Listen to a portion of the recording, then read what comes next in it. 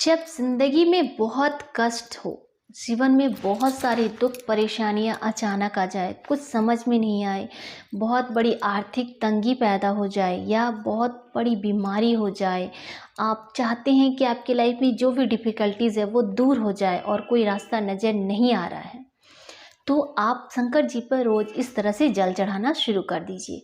आप देखिएगा कि जब आप शंकर जी पर इस तरह से जो मैं बताऊंगी वैसे आप जल चढ़ाएंगे और बेलपत्र समर्पित करेंगे, तो 1 हफ्ते में ही आपको आपके लाइफ में परिवर्तन समझ में आ जाएगा।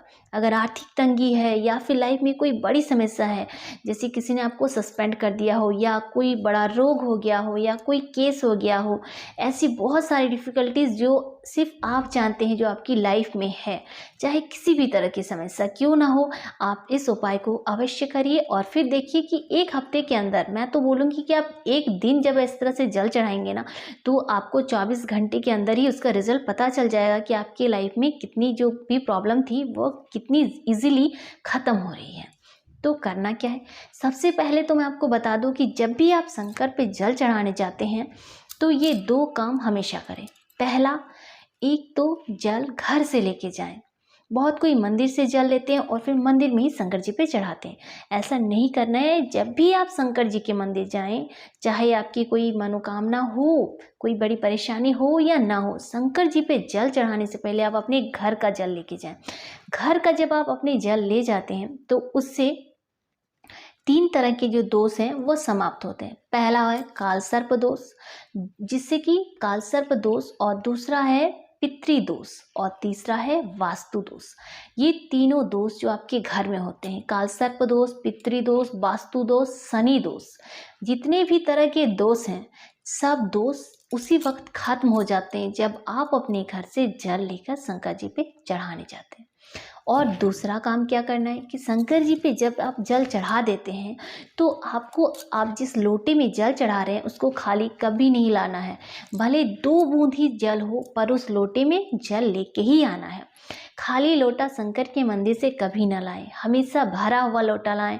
इससे आपके घर में भी सुख, समृद्धि, शांति का भंडार भरा रहेगा। अगर घर में परेशानी ज़्यादा है तो, और परेशानी अगर नहीं भी है, घर में ऐसी आपकी शांति है, तो ये शांति हमेशा बनी रहे, इसके लिए भी बहुत ज़रूरी है कि जब आप उस जल को लेके आएंगे शंकर के मंदिर से, तो सब कोई तो पहले आचमन कर ले। अगर जल कम है तो आप किसी बड़े पात्र में जो जल है उसमें उस जल को मिला दे, तो वो पूरा जल ही आपका भगवान जी का चरणामृत बन जाएगा। तो उस जल को आप जो जल है उसको सब कोई पहले तो पी जाएं थोड़ा थोड़ा करके, और जो बाकी जो जल है उस जल को आप घर पे छींटे प्रतिदिन, रोज अपने हर कमरे में, घर बाहर आंगन हर तरफ उस जल का इस तरह से छींटा दीजिए। इससे क्या होगा, इससे अगर आपके घर में किसी की बुरी नज़र है, या फिर जैसे मैंने आपको बताया कि घर से जब आप जल लेके जाते तो काल सर्प दोष, वास्तु दोष, शनि दोष और पितृ दोष, जितने भी तरह के दोष हैं सब उसी वक्त खत्म हो जाते हैं।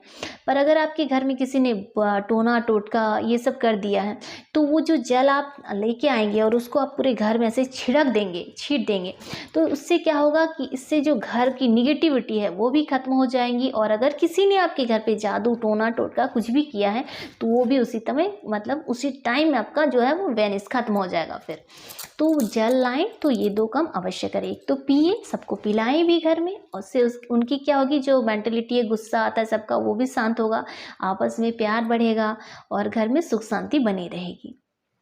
तो इसलिए ये 2 काम तो आपको जरूर करना है।